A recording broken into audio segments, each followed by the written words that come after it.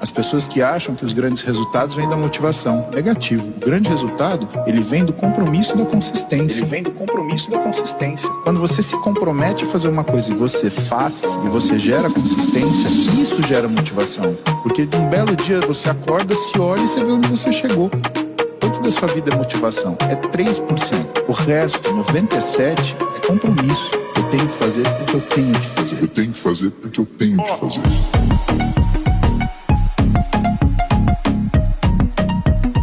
Quanto da sua vida é motivação?